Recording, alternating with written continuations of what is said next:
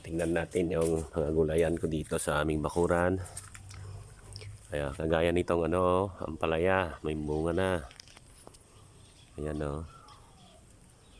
Meron tayo ditong sili na manghang. Yan, kalamansi. Yan, halaman yan. Ayan, patani. Hindi pa mamumunga yan. Baka pagtanda na tong ampalaya, tsaka lang mamumunga yan. Yan yung susunod na dito sa namin. Kung baga sa Ilocano, sapaw. Ayan o. Ayan, may malaking kuhol dyan.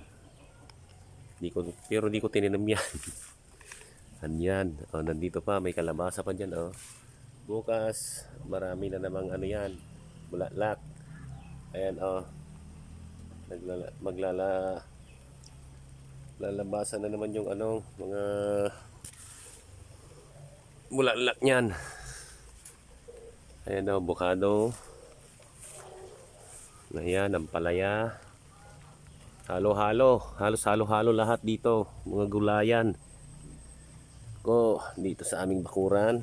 Ayan, may kalamansi pa. Ay, ayan. Yung sinasabi ko, may isa na ring bunga tong kalabasa. Namunga na rin sa wakas. Tsaka mayroon pa dito. Maliit pa. Kasi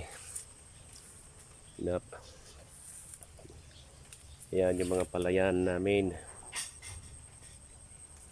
Tumbahan dahil sa bagyo. Pero malapit na tong mani. Yan yung nilagay namin na panakot, pamugaw sa mga manok at saka mga ibon. Daming ibon diyan pag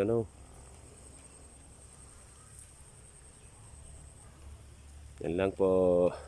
Bye.